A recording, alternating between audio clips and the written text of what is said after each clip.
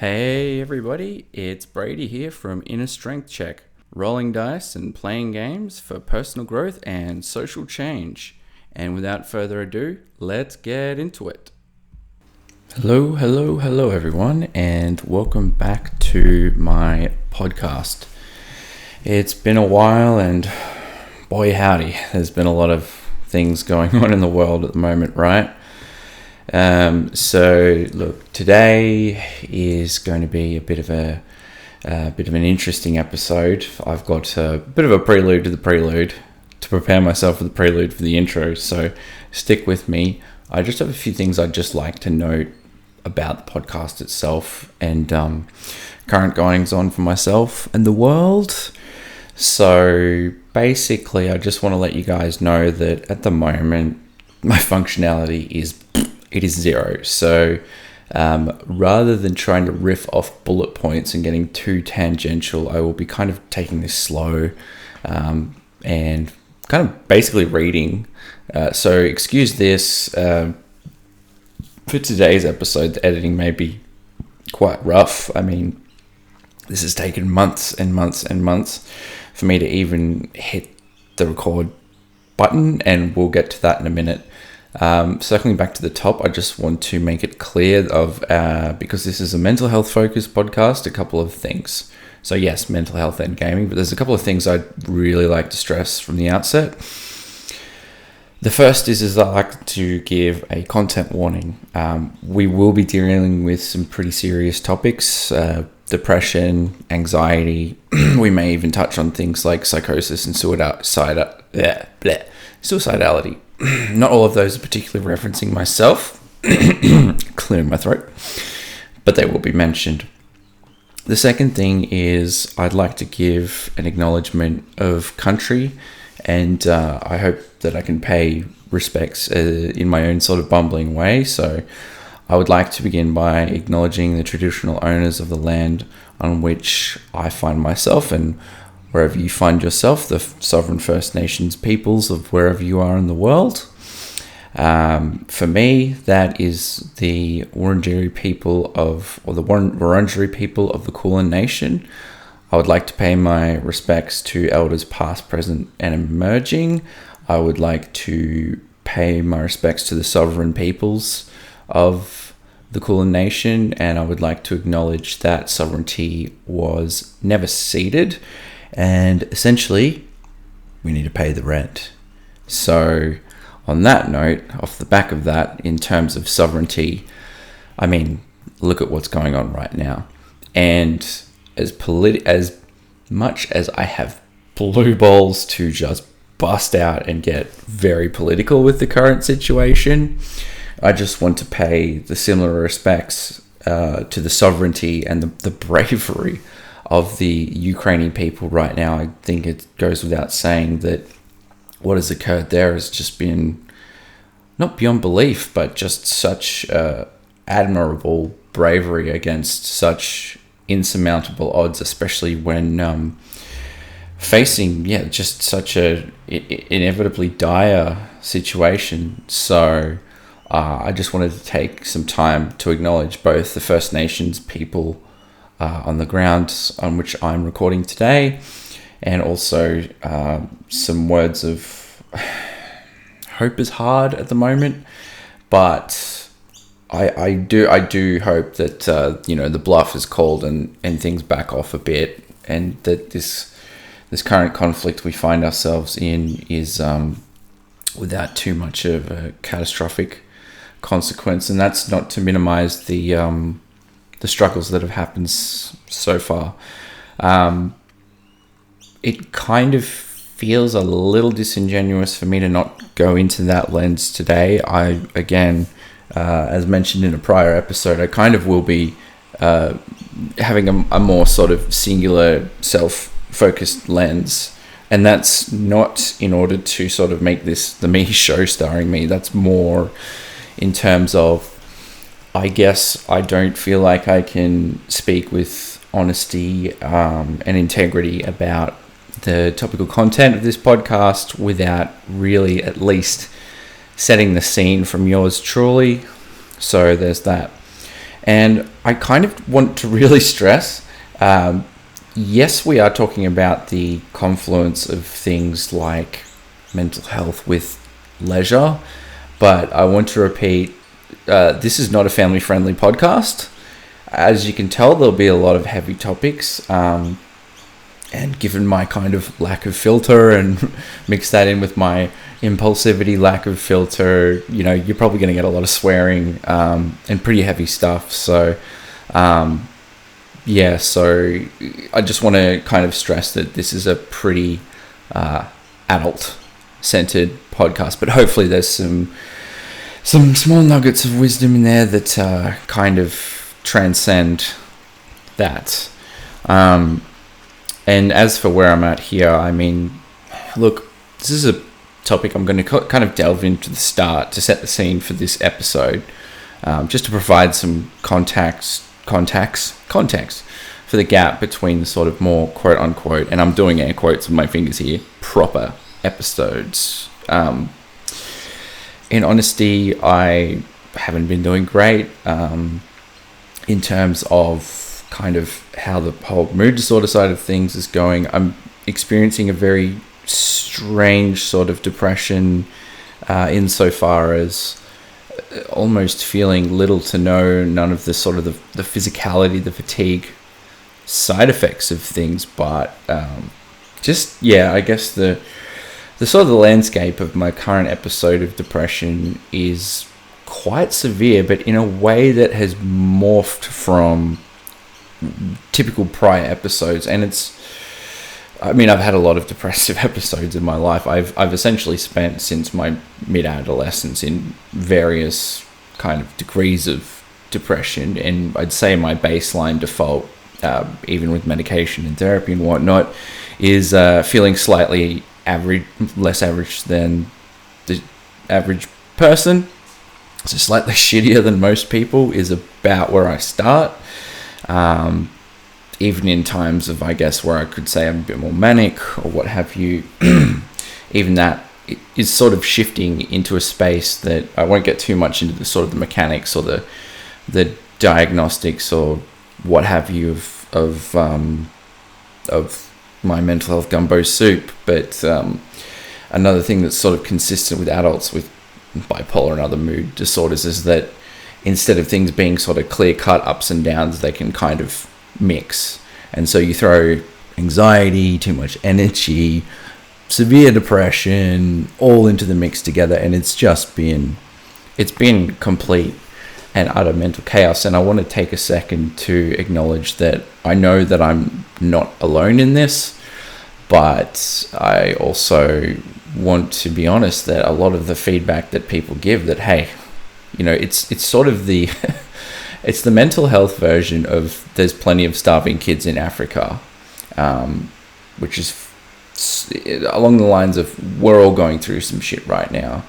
And honestly, that's been a good motivation for me to do this podcast and to speak candidly about my experience, because I think almost all of us on the planet are going through some form of this. But I think that sort of feedback, while well-intended, isn't helpful too. And I feel a bit of guilt and shame even just talking about myself on this podcast in honesty, because the feedback is on that level of, oh, well, you should have, we're all going through it sort of thing. So yeah, anyway, and I've had some recent issues where, so for instance, I'm back on ADHD medication, which has helped to no end. My sleep has been really bad the last few months. I'm sleeping 2 to 3 hours a night. I'm back to where I was in my early 20s, which as a hypochondriac isn't great. And sort of mixing in the ADHD medication, which has been an absolute fucking godsend, with caffeine, which has been my crutch. Don't worry, that's only half strength. Which has been my crutch for my entire adult life, which is as much a product, I think, of cultural discourse and capitalism as my own self-medication. We won't get into that right now, but I had a period where I basically went, because look, I think a lot of neurodivergent and or folks in mental health recovery can engage very much in black and white thinking. And in times of kind of crisis or high distress, when things present a kind of a clear opportunity, especially when you see the feedback of, oh, it changed my life. Okay, so my thing was decaf, because I'd taken my usual amount of caffeine, which is 1 or 2 a day now. And I was lying awake at 4 a.m. going, well, this isn't good. So the thing with the stimulant medication I'm on at the moment is that it doesn't do anything to assist with tiredness or fatigue. But some individuals physiologically can kind of get away with having both. I very quickly learnt that I'm not that person. So I had to kind of wind down from the decaf. So at first, I kind of went cold turkey, and nearly 15 years of caffeine use, that hit me like a truck. Some of the worst anxiety I've ever experienced in my life, which is saying something because I've been very anxious. So I guess, just setting the scene here that things have been a bit messed up for me. And look, as mentioned on a recent Facebook post, for the whole 15 of you who are kind of involved in that space, look, I felt it really kind of demotivating and disingenuous just to try and shoehorn myself into narrowing my content down for the sake of narrowing it down. I mean, given the way that I'm wired, and you can call that personality factors, you can call it my neurological makeup or whatever. If something's not really providing that much of a carrot on a stick in the short term and really firing me up in that sort of inspirational way, it's very common that I'll lose interest. So this kind of, I guess, way of operating, or way that, my neurotransmitters function, that actually ends up being quite fortunate for creativity, lateral thinking, novelty seeking, openness to experiences.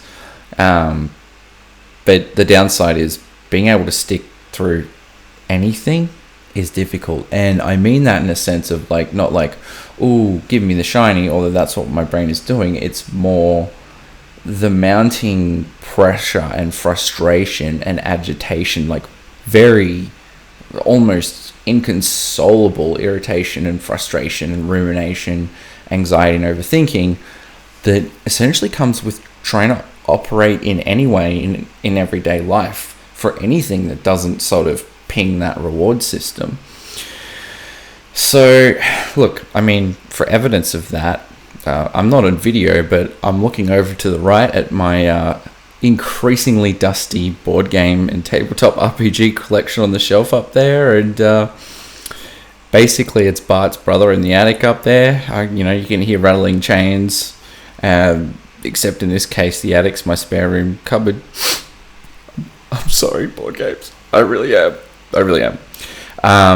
So I've been very heavily demotivated by a lot of negative thinking and perfectionism. Now, we're going to talk a lot about the interaction of perfectionism, mental health, and hobbies. I will be doing essentially entire episodes just on that alone. And again, if you've listened to prior episodes, I really want to stress, I don't mean perfectionism in the sort of culturally normative, encourage, hashtag wake and grind or whatever, in the sense of being neat or details oriented or having your pencils all in a row or being very fussy with the details. In fact, as noted by a lot of research, which I'll put in the show notes, perfectionism often manifests itself as procrastination, as giving up, as withdrawal and avoidance. And a lot of that comes from, if you've had experiences of depression and anxiety, if you've grown up neurodivergent or with trauma, personality factors, all that sort of stuff, social disadvantage.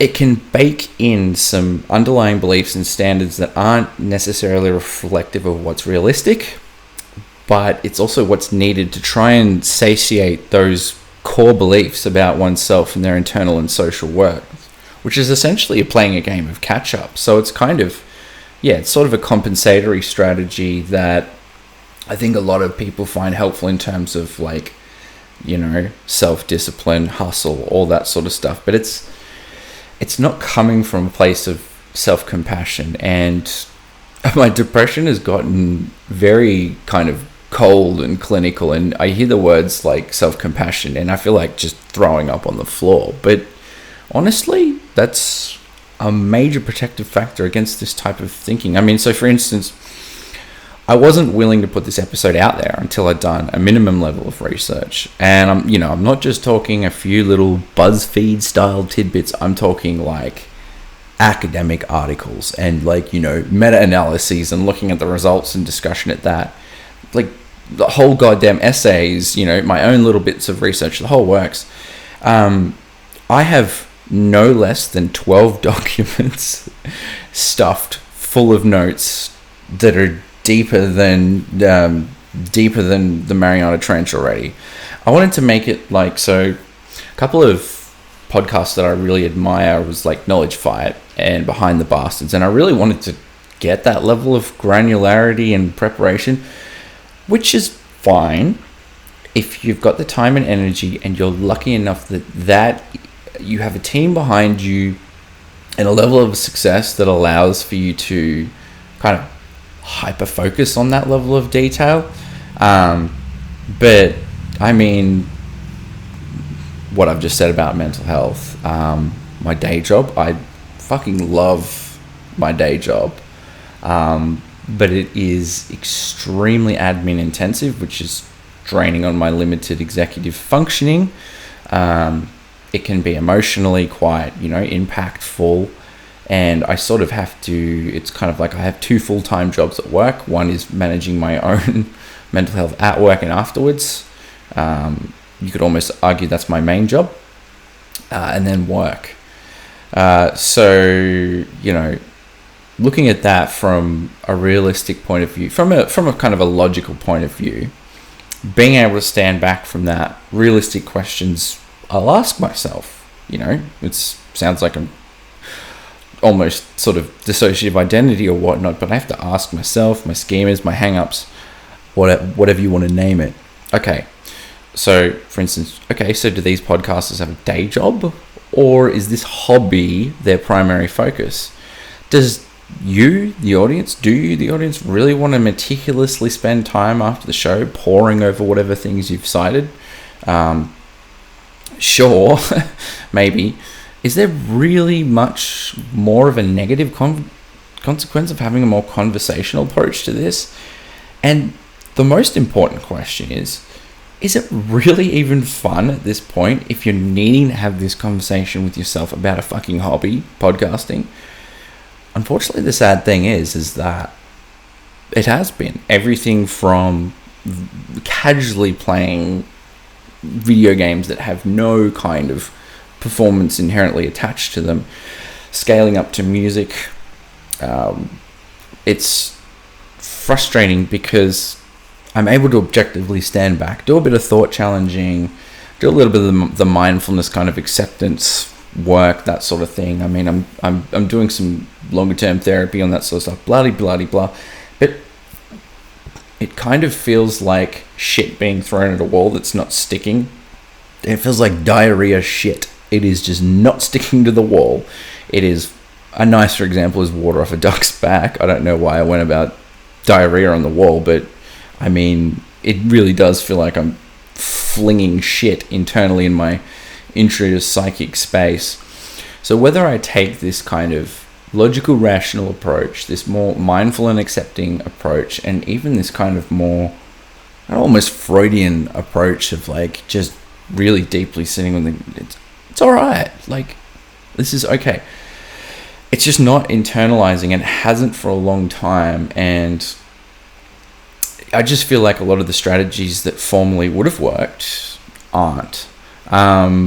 So anyway, that's something I'm going. So look, the reason I'm crapping on about this is that my hypothesis is, and there's a lot of research to back this up. So there's a lot of the people who have a proneness to high sensitivity, whether that be through experiences of trauma, genetics, through their physiology, having a more heightened arousal state, psychologically, socially, emotionally. I feel that people who especially engage in things like music, gaming, video gaming, tabletop, all that sort of fun stuff, are drawn to these types of hobbies because they offer catharsis, creative output, escapism, community, social inclusion, and a sense of mastery that is elsewise very laser focused on functionality and metrics. You've got your metrics for your Fitbit, you've got your metrics for gym, you've got your KPIs at work.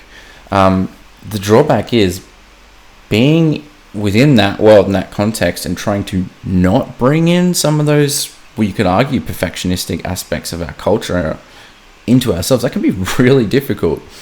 So, even things like, that's especially magnified when we have this kind of role of being perfectionistic, and yet when we look at things like, say, becoming a writer, a blogger, a podcaster, a musician, a dungeon master, or even a streamer, there isn't much talk about the level of focus, finesse, effort, and mastery that, even if you're casually engaging those hobbies, that they actually involve. And so if you've got this kind of baseline of kind of struggling, it can be difficult. And I actually, we'll get into why I come rejigging things. So, an adjacent example is and this is funny how much I'm bouncing all over the place because I'm just reading the script.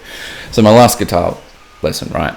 So I essentially spent $50 for an hour-long near panic attack, just being self-overwhelmed, and it was just my tutor needing to boil it right back. Because my impetus to do it all yesterday at once, scales, bar chords, blah, blah, blah.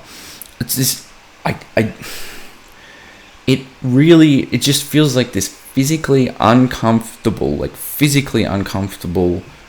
uncontrollable urge to just purge that, which mixes in with things like time blindness and unrealistic expectations. So if that's not sated, you're sitting in it, it's leading to worry, rumination, and stress. And yet, me sitting here right now, that's the best exposure therapy, doing it. So my current homework, which, to be honest, I'm kind of failing, other than today, from my guitar teacher and psychologist and whatever, is just get stuck in, dude. It's almost like exposure therapy. So look, my aim ongoing and for this episode is to reflect on that and hopefully help others and myself re-engage with life and interests that fulfill us in a way that isn't punitive or as punitive, self-critical, or pressured from elsewise. So look, initially I think I had this sort of wanting to play this role of lead by example, and I'll happily admit part of that was probably driven by insecurity and low self-esteem, a bit of an ego boost thing. But I think things like podcasting and content creation are sort of based around these implicit assumptions that no, you're providing the information, you're having the discussion, you're playing the role of quote unquote expert, so lead by example. And so if you contrast that and things aren't going so well, which they aren't right now, it sort of leads to this certain level of pressure to be perceived as a functional guru type person. And I'm going to call that shit right out right now. I'm in the fucking shit with all of us right now. We're in the fucking shit right now, right? Even if we're traveling pretty well. In a fair few ways, I'm actually doing quite all right. So yeah, that was the world's longest kind of prelude. But on a deeper level, beyond my various hang-ups and getting more to the point, if you haven't noticed, succinctness isn't a skill of mine, and this is me on medication for focus. I feel it really pertinent to include music as a major focal point of things. Initially, I think I felt, in a strength check, let's keep it, to hobbies. Well, hobbies, what does that mean? Okay, gaming is the primary focus of the pod. But if I'm being honest with myself, whilst participating in stuff like video games, board games, and tabletops forms a huge part of my spare time, what I enjoy, none of them come anywhere near close to comparing the role that music plays in my life. And I'm talking autonomy, mastery, creative expression. So, it's something I'm struggling with, but the process of musicianship, potentially for this pod, writing about music again, and just learning more about it in general from a theoretical point of view. There's a sense of community and belonging. So finding my tribe online at shows, like-minded friends, we'll kind of gravitate together.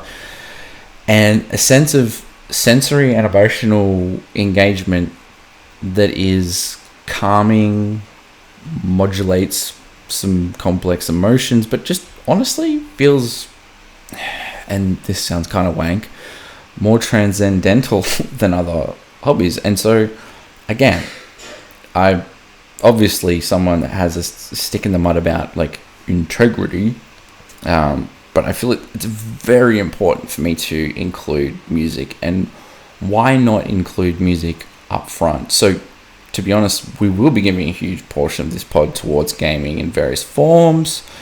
We will have in-depth discussions around how those interact with us as individuals, zooming out to the group and even community and the broader social level, that sort of stuff. But I felt it genuine and sincere to start with my greatest love of leisure, my greatest coping strategy. And honestly, I'm going to say that music is one of, if not the most foundational and crucial aspects of my life, and who I am. I would actually argue that music is completely inseparable from my identity, and plays equal role to my most important social roles. I don't think it's separable from my personality. So I think that, this was me trying to fit a very round peg, which is the way I operate, into a very square hole, which is assumptions about what content creation should be. And I think I spent a lot of time, as I mentioned in prior episodes, I think listening a bit too much around, if you search how to podcast, you get a lot of advice around, maximizing engagement, keeping the topic narrow and on rails, rather than allowing myself to make it my own thing and damn the torpedoes. So what we're going to do here is we're going to finally get into the topic. Maybe I should timestamp this shit, hey? Take a little bit of a developmental step back, briefly look at it from a lens of, let's say, straight up biology for a second, and just add some few more layers in we go. And I'm talking about that in the context of music as it relates to mental health, neurodiversity, and development. And it's not going to be all this dry and clinical, I promise. Hopefully. Look, I'm a big believer, which to the exhaustion of my overanalyzing brain, that the biopsychosocial, so basically body, mind, and environment, and more cultural, sociological models are the best way to go when we're looking at things. So just going to touch on the different layers here and there. So yeah, I just feel a stubborn need to practice what I preach. So before I go making any sorts of suggestions, assumptions, or discussions around you guys, let's start off with yours truly. And let's look at it from the perspective of something other than, the closest people to me, or my kind of deepest values that I hold closest and dearest. And that is music. And I'm going to have one more caveat, which is too many caveats before we get really stuck into it. All right. Where were we? So, you'll have to excuse me. I'm recording this in Audacity. I was gonna record in Reaper, but funnily enough, something popped in my brain. Anyway, so just before we get into the music stuff. So look, I'm much more than my labels. You're much more than yours. There's two types of people, the diagnosed and the undiagnosed. But I mean, on a pragmatic, it is what it is level, my two major diagnoses are neurodevelopmental, biological, incurable conditions. They can't be cured. They can only be managed, leveraged, minimized, and worked with and around. That is to say, they're bipolar and inattentive type ADHD.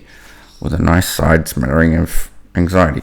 So with a roughly, I think the research is saying almost up to 85% heritability estimate of ADHD genes and a similarly high estimate of bipolar.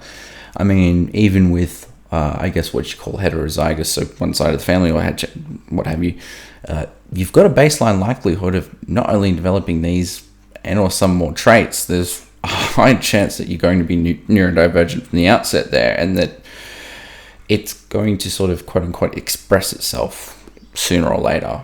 And I'd like to be clear, I know I'm talking a lot about the science stuff, but that I'm not being reductionist here. Look, I'm just simply moving through the layers of things. And again, I just want to reiterate, because I think this is very pertinent to the music community and things like that.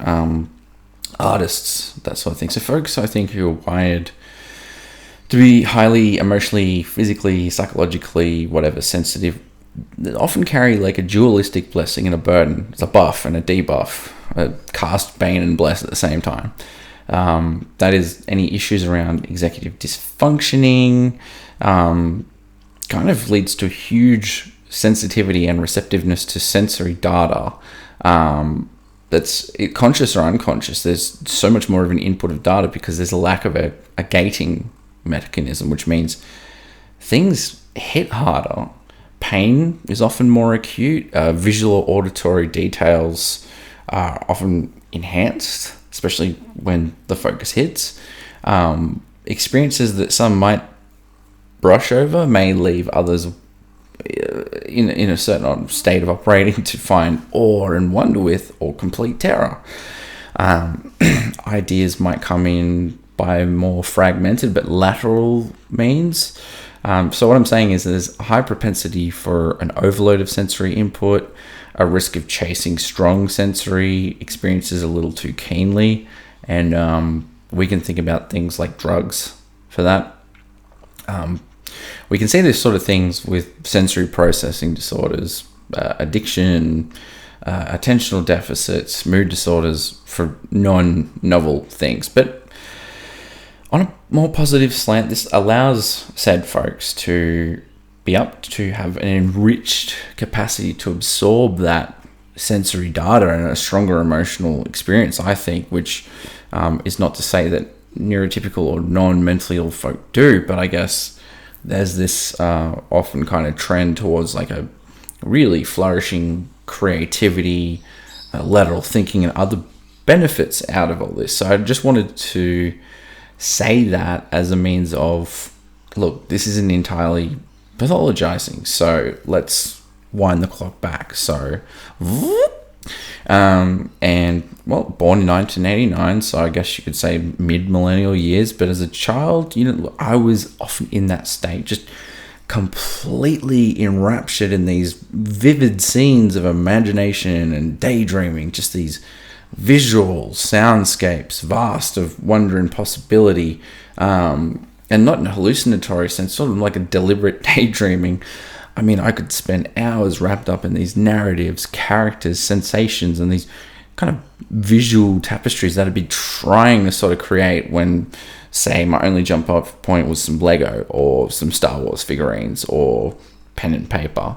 I mean, ask mum. I'd be running around the house going pew, pew, pew, pew, and making, TIE fighter noises. I can't really do it, much to her dismay, and making up all these complex backstories for drawings that kind of look like just Frankenstein's Terminator, Lord of the Ring, Uruk-hai horror hybrid things. Normal kid for sure, like age 8, I'm drawing these things with machine guns and whatever, make of that what you will. I guess it sort of shows why I'm into Battletech as an adult. And look, a memory I have of this is the generic park in a satellite suburb of my hometown with my nan and my mum in this place that was heretofore affectionately named the Dinosaur Park. I can still remember just vividly visualizing dinosaurs and just kind of various shapes and sizes and pretending to sort of avoid them. And I'm sure this is like a common experience for kids, but this is, just Leviathan dinosaurs moving through the trees and the hills and the gardens. And I remember being very emotionally impacted by that in just what was basically your average intra-suburban park. Like, it hit hard. And that, I had a very kind of strong interest in things like dinosaurs as a kid. I could spell them all, that sort of thing, which is why, everyone thought that I was like fully on the spectrum as a kid.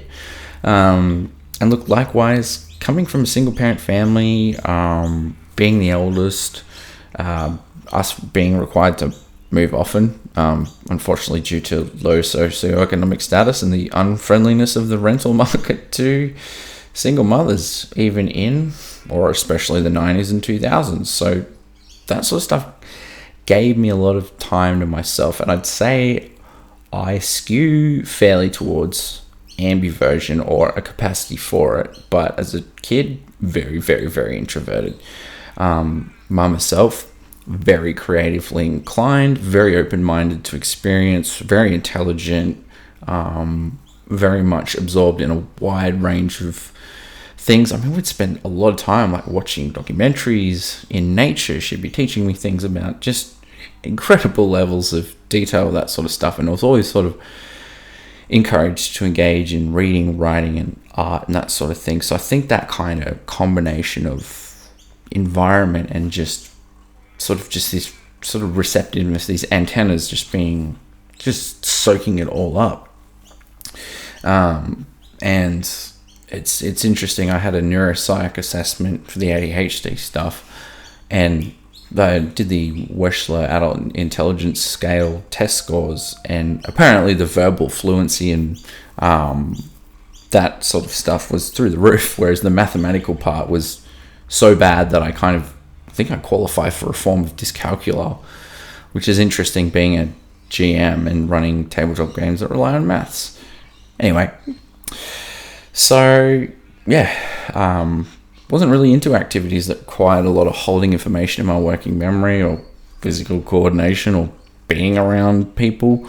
So kind of contained in this sort of sensory kinds of multiverse across a variety of formats. But I think at some stage, I think this is a sad fact of kind of our social learning, but there's this real sort of discouragement of that kind of daydreaming, and especially when you're moving up the hierarchy into more structured syllabi.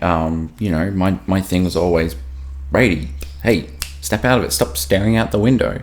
Oh, yep, okay. So I think this sort of socially encouraged drift away from that real imaginative sort of visual scape, kind of, I feel like that was an early part of sort of encouraging an orbit or a transformation towards another creative sphere, which was music. So music was always an omnipresent part of my life.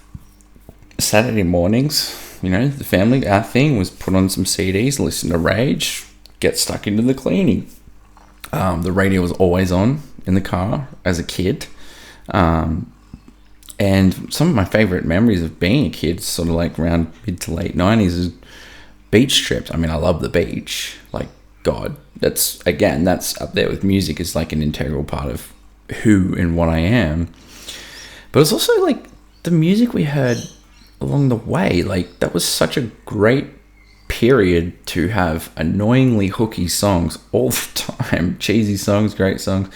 But they all like just fantastic hooks and things.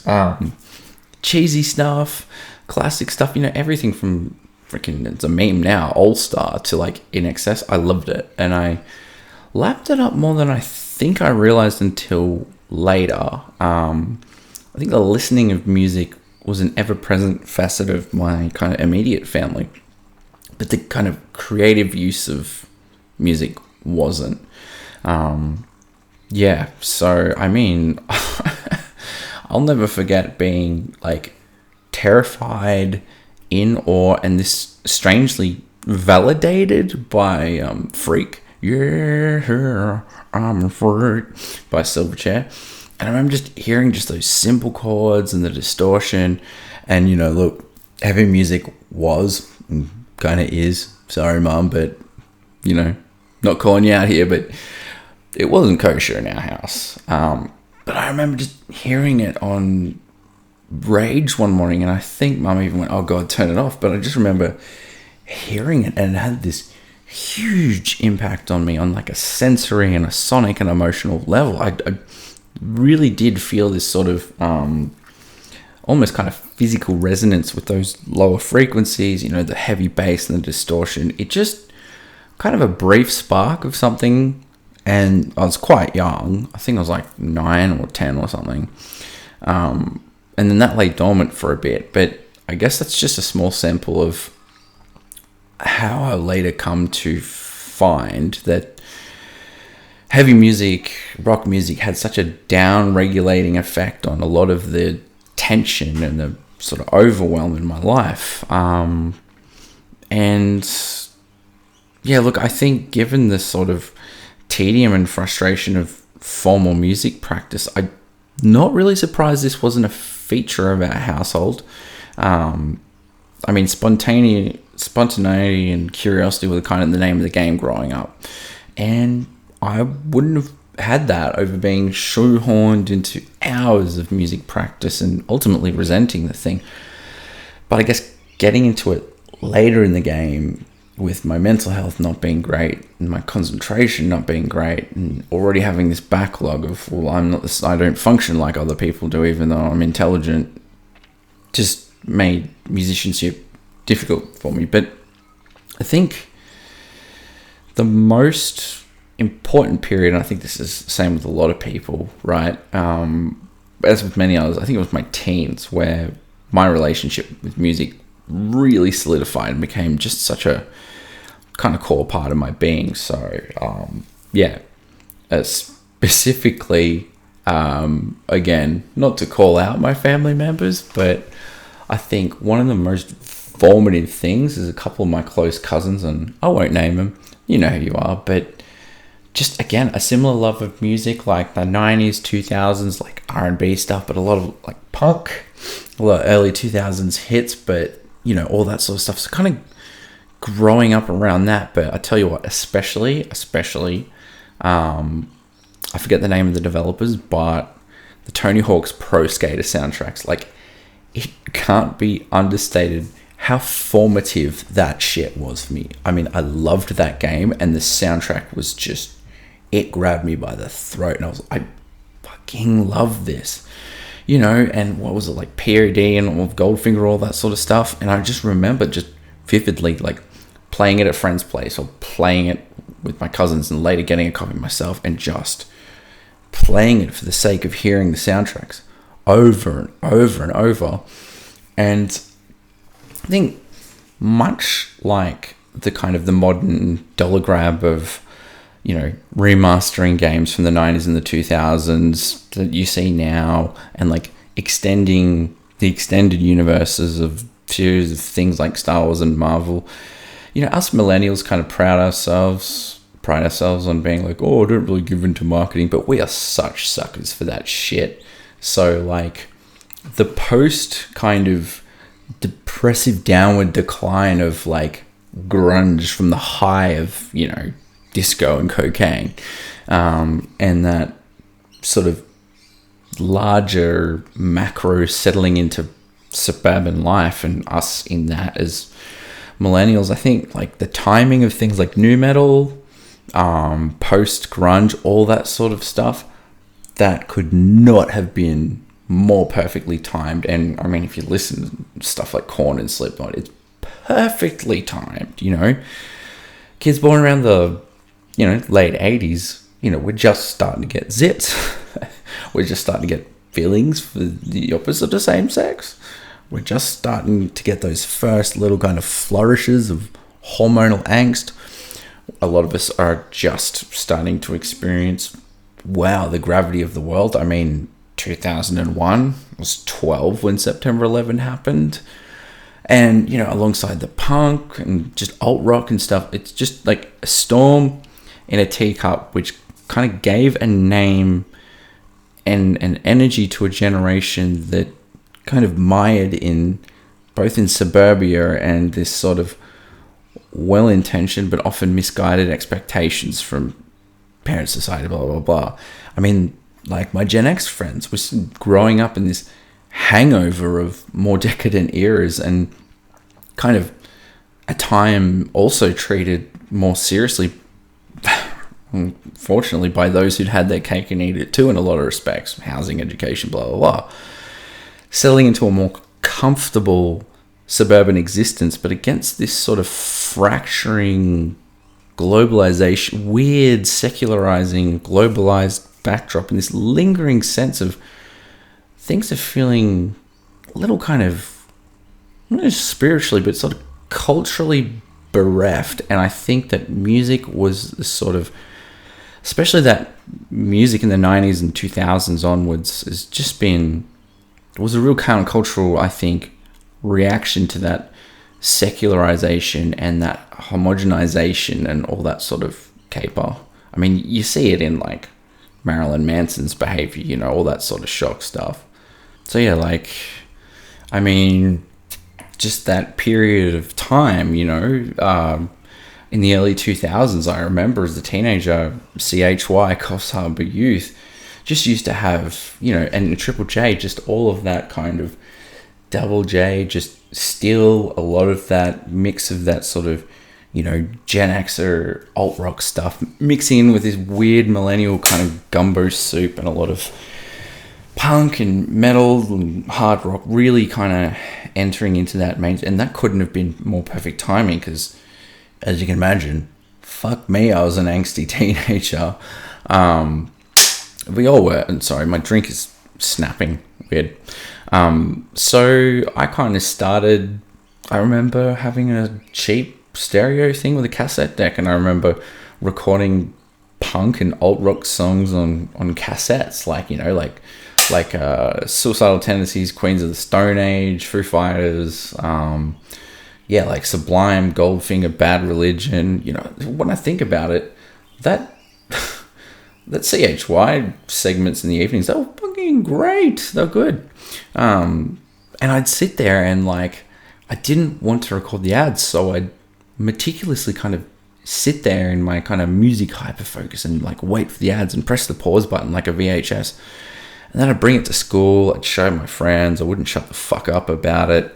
And it's been about 20 years of that behavior. Yeah, I'd say nigh on 20 years, and it's only becoming worse. So it's like, you know, that initially I was just bringing Walkman to school. Oh, listen to these guys.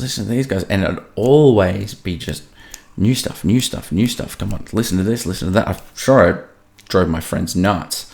But that became exacerbated when, well, we didn't have internet till later in my teens, but LimeWire, burnt CDs, you know, mixed CDs, the ones you draw all over or put like an edgy kind of logo on it, you know, all that sort of stuff. And then Metal Hammer, Kerrang, all those, you know, just buying those religiously monthly, 90% of it for the CDs, but then, you know, having internet access at school, just like downloading the odd MP3 bit by bit on the IT computers. I remember downloading Strapping On Lads SYL album when I was like 15 or something, just song by song, week in, week out. Whoops to my IT teacher, can't remember his name, Mr. Murchie, I think. Anyway, soz man. But yeah, so just this slow compiling, which is so at odds of how things are now, but it's just funny, like, it really became this sort of, you know, people, again, it's that annoying thing where people, oh, like, you're so obsessed with music, do you have, like, autism or something? It's like, if we're differentiating it a bit, like, you know, it's very different kind of tokens of a similar thing, but we won't get into that sort of distinction right now. But anyway, very kind of like, well, now that I know it, ADHD, just new band, let's go, keep going. I remember earning $8 a week from my paper run and going, well, fuck yeah, I only have to wait a month for my next CD. And then I started working at Macca's, and I was like, oh, $6.36 an hour? Holy shit, that's a CD nearly every shift. Unfortunately, a few years ago, and maybe this is one of the many reasons I left kind of bitter and with my tail between my legs from Brisbane, was I was moving stuff, and I had a CD wallet full of all these CDs, like thousands of dollars worth, and they're in the boot, and the CD's melted. Yeah, I can't even think about that. That's something I'm not going to deal with. I'm going to lock that away. And I've only just started getting CDs again, but I guess, alongside that, so that kind of morphed as my sort of, I guess, my testosterone and my issues and my aggression kind of built, metal was the big thing. And I just dove straight into, death metal and grindcore pretty quick out the gate, I was still listening to stuff like Slipknot and Deftones and all that, but I just dove soon as I heard. So one of my formative heavy metal experience was one night, I'd heard Costa's 3 Hours of Power on Triple J and kind of going, oh, I don't really like that. But there was just one night that I was like, oh, you know what? I can't sleep. This is around when my insomnia started, pretty young. Like I was like 13, 14. I can't fucking sleep. All right, well, and I remember I had a lava lamp and I turned that on and just sitting there watching that because no smartphone. The hell are you going to do? And just waiting for something to happen on the radio, and then, oh my God, Full Metal Racket. Oh yeah. And they start off with, I think, Consequence by Butterfly Effect, and then Number of the Beast by Iron Maiden, and Rain and Blood, which is a pretty good spread for 3 songs. But that was it. That was the tick over from like nu metal and hardcore and punk. It was like, what the fuck is this? And I stayed up late. Sorry, Mum, again. But, I even stayed up for like, the last segment, the last hour was like brutal stuff. And the first time I heard it, I was like, I don't like it, but I'm going to record it anyway. I think it was like Deeds of Flesh and, classic Cryptopsy, all that sort of stuff. And I had to record on 2 sides of the cassette because I was just recording. And I remember going to school and my friends going, yeah, I like the first side, but I don't like the second because it's all... And I thought, yeah, no, you're right. And then it's almost like I snuck a little listen to myself at school. And I just remember sitting there going, oh my God, this is amazing. I don't care if it's tucka. I don't care if I don't know what the guy is saying. This is my shit. And I think the specific song was either, I think it was Suffer the Children by Napalm Death. And I think something from the debut Cannibal Corpse album, and one of the Aussie bands, I think it was someone like, it was either like Atomizer or Fuck I'm Dead or Blood Dust, so just, Grind or Black and Thrash, one of those sorts of, and something ticked in my brain and it has not turned off since. And the funny thing is once I started getting into the extreme metal side of things, probably as some kind of maybe counterbalance or just diversifying, because I really did get kind of one-sided, hyper-focused, nothing but death metal, I was drawing Napalm Death logo on my books and Cannibal Corpse, God, what a fucking edgelord. But then I kind of progressed from there and it was like, well, yeah, I mean, even as an angry teenager that didn't have enough, like, anger to get out of my system, it was like, I can't listen to this all day, every day. So, I sort of started balancing that out with other stuff like Radiohead, Sigur Rós, even like Björk and like Silver Mount Zion and Godspeed You Black Emperor, all that sort of stuff, which was great. It just sort of, Silver Sun pickup, stuff like that, and it just broadened, and it was like these 2 tangents where I was like, again, you could, I hate the way that people say this about things, but bipolar, of like these 2 co-occurring, it's kind of like Devin Townsend, who, by the way, is my favorite artist, co-occurring modes of like releasing very heavy stuff and a lot lighter stuff at the same time. And so, I'd be into like ambient stuff like Brian Eno, and then I, listen to Extreme Noise Terror or Brutal Truth or something. And I thought it was so sick and original. It's not like today, like, you start jumping on those early 2000s forums and everyone's elitist and it's pre-social media, so everyone thinks the shit doesn't stink because you don't really get called out except by few people in a forum, and you're discovering it on Soulseek. So we got the internet, I got Soulseek, and just destroyed the ADSL with that. And I remember like I could download one album a day, and I'm like, well, Mum's not going to use the internet during the day, is she? Didn't have wireless, so I was like, no, I'll bang on an album. And the fact that I could download an album a morning and listen to it when I got home, and was just like, whoa, this is amazing. So it was a different album every day. People started, as technology scaled up, people started getting, DVD-Rs, and I remember swapping out my CDR player just for a DVD-R player so I could rip more music. It was just more. I think by the time I was like, so I built a computer. My uncle helped me build a computer when I was like 16, spent my whole Macca's savings on it. And we built that with a CDR, and I think in 6 months I was like, this isn't enough. And we put a DVD drive in it, one of the early ones that like ripped at literally like 2 times. So you'd have to wait all day for it all to rip. But I was like, I don't care. I need it all. And I think I had like 20 gig. Like I went from like a few CDs to like 20 gig pretty quick. And I couldn't get enough of it. I could not get enough of all of it. And I think compared to today, I had a lot more patience and tolerance for albums and discographies that were kind of, I guess you'd say, not their best work, more mediocre, poorly reviewed, but I didn't care. It was new music that didn't feel omnipresently available like today with the streaming stuff. So I just dove right in. And the more I got into it, and the more I got in these online communities, and the more I shared this music with my friends, I probably got half of my friends at school into metal, but I would have said they would have gotten into it anyway. But, I was constantly just, this band.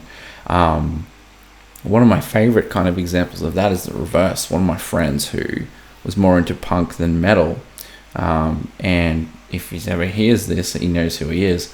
But I remember he's like, my brother burnt this album, Strapping Young Lad City, which was the most pissed off, chaotic and nihilistic sort of album I'd ever heard. And to this day, it's one of my go-to cathartic albums, and it's a really interesting album because it's aggressive in a way that death metal kind of almost can't touch. It's just this caustic feeling, but it's such a like adrenaline rush and release. And I remember just hearing All Hail the New Flesh, where Devin says like, I will never be afraid, I'll die for what I believe. Anyway, I can't scream or sing, but he says that, and that was just looping in my fucking head. And went for a surf, me and my mate, and it was the tail end of a cyclone, so it was big surf. And I remember just getting the shit thrashed out of me. I drowned today. I'm not fit enough for that. And just having that, I will never be afraid. I was like, yeah, and all the tough guy hardcore stuff like Hatebreed, the quote unquote the new wave of American heavy metal. Again, like the new metal movement, a lot of bands just pivoted to that, and that couldn't have come at a better time either. I was like, whoa, I listen to a lot of that stuff now, and it's like, it's fantastic for the nostalgia factor, but it's quite derivative, really. It's just metalcore riffs with In Flames leads over the top. But at the time, I was like, this is amazing. And I think I would say that music really did inform, along with a lot of other things, in my values base. People say, metal's negative, and we're going to do a whole episode or two on that, because I'll tell you what, I've got some research and some opinions that kind of counter that. Don't fully disagree, but I mean, things like, I remember, for instance, Death's Human, and Symbolic, and Nevermore's This Godless Endeavor, Opeth's Deliverance and Damnation albums. I cried first time I heard Blackwater Park, Call Me a Sissy, but I did. More than once. All those sorts of albums just had this, it just showed, it validated, hey, I can have this sort of negativity and self-doubt and, kind of sort of distrust or pessimism about the world, because I'm not the only one. And it's okay for me to have that expressed. It's okay for me to listen to something that is cathartic. And initially when I was listening to nothing but like death metal and thrash, that's almost all that it was. It was like this exhaust vent. But it really did help me at a young age really develop this rounded out perspective on life that basically I carry through to this day, that, whatever your feelings are, whatever your situation is, you're valid. Like, it's worth it. And whatever helps you along, as long as it's not harming anyone, as long as it's not harming yourself, go for it. And this stuff was medicine, and to this day it's my medicine. It's my greatest coping strategy. And so, things kept expanding from there. Uni, I won't get too much into uni. I think in a prior episode I mentioned that I had basically my psychotic breakdown in 2011, and I remember distinctly being in the hospital and listening to stuff like, like Sick of It All and Hatebreed, just sitting there, drooling out of both sides of my mouth, doped up on antipsychotics, just listening to this shit and just telling myself, it's okay, you'll get through this. Just listen to these, lyrics, and, switch over to something like Strapping or Slipknot or, whatever I was listening to, something prog or whatever, and just going, yeah, you got this, man, you got this.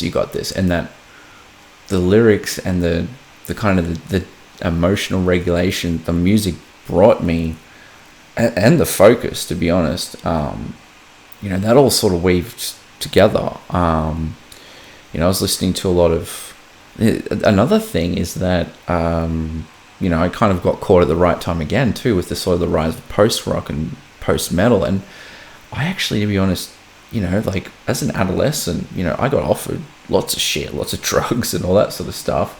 And I kind of had this sort of, no, I'm good. I kind of don't need it.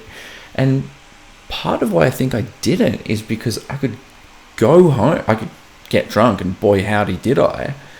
But I was like, I don't need it. And in my early adulthood, I was like, I don't even need to be pissed at a gig. I can drive there sober and back. And I had to, because I moved to the Sunshine Coast. And being Queensland, they copped a lot of the like midweek gigs.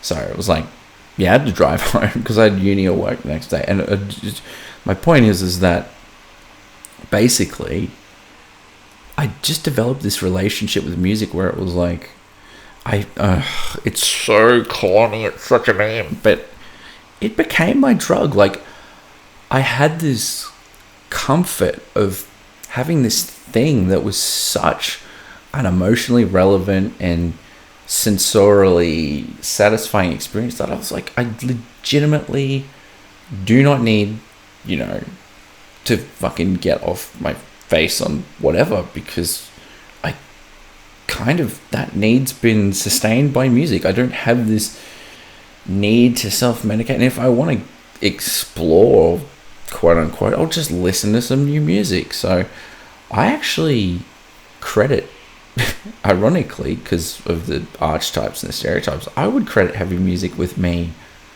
really not getting anywhere near as into, say, things like drugs or drug abuse that like I potentially could have.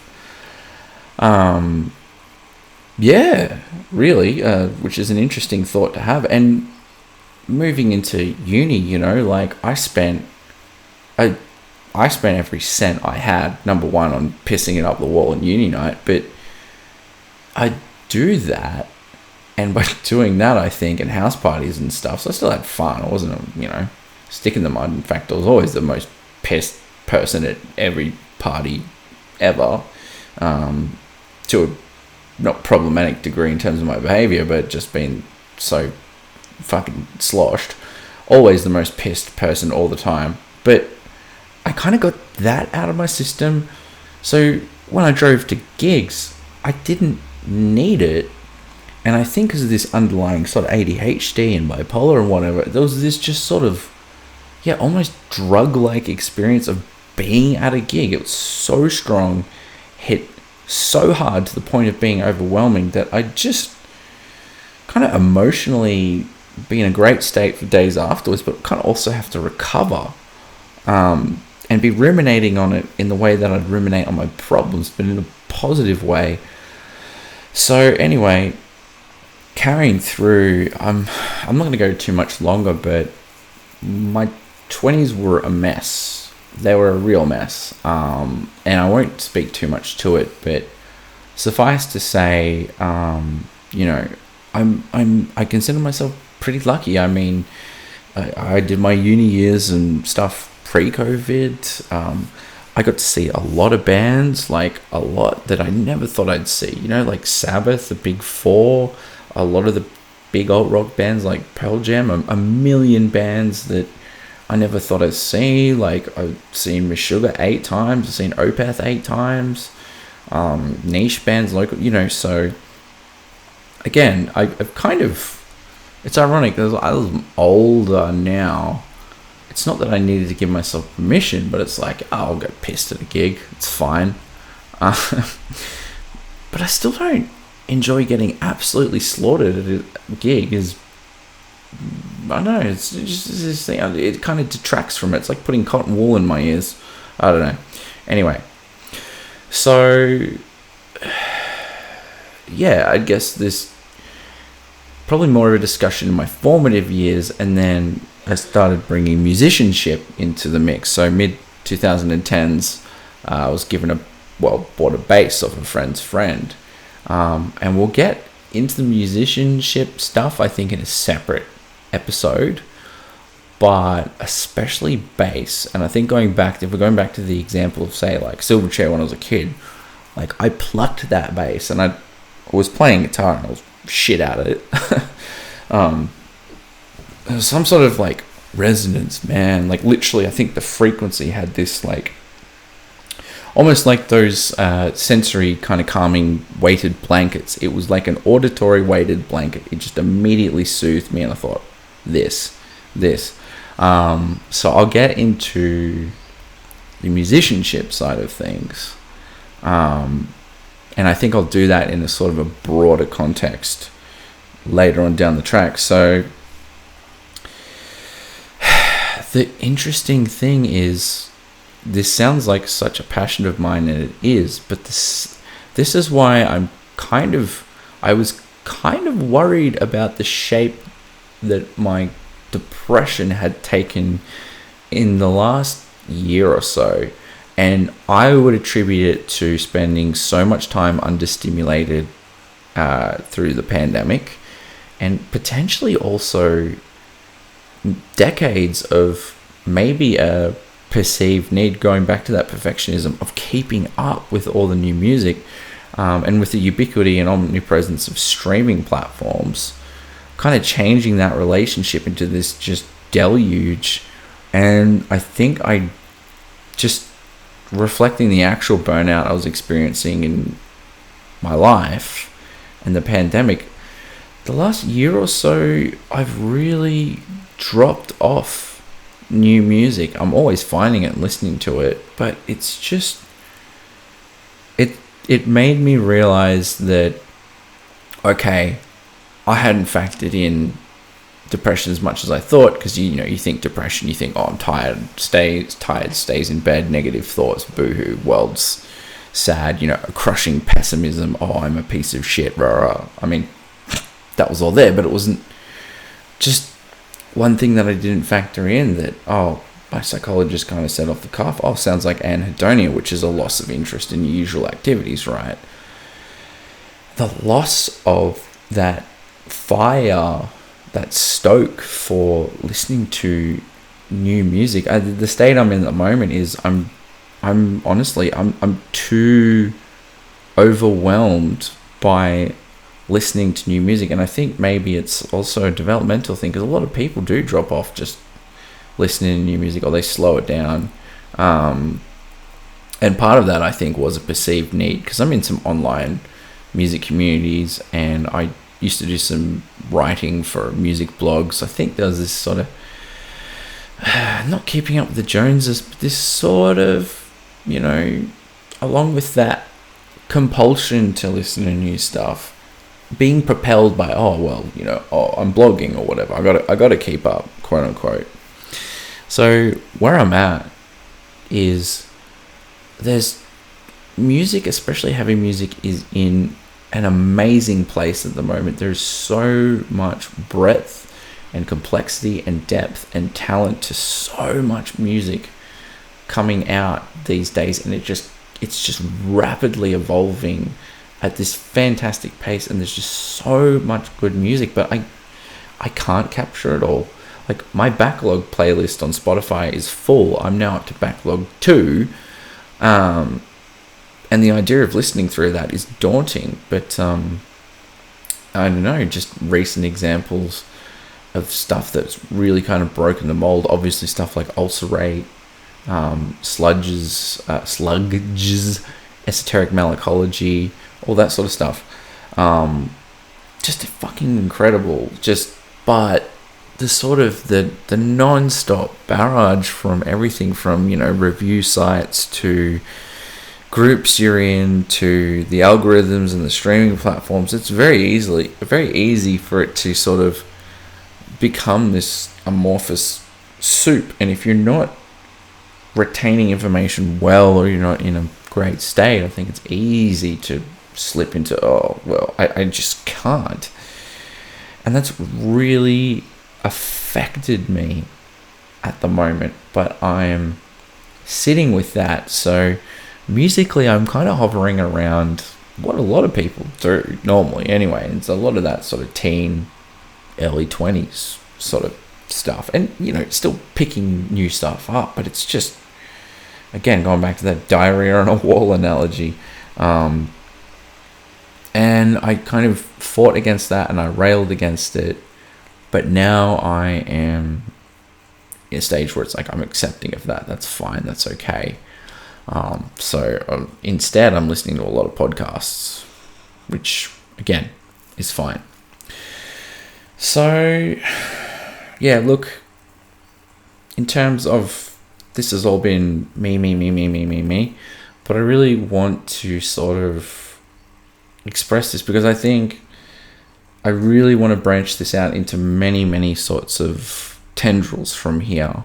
I do want to actually do some music reviews, which might not be as exciting when it's in verbal format than written.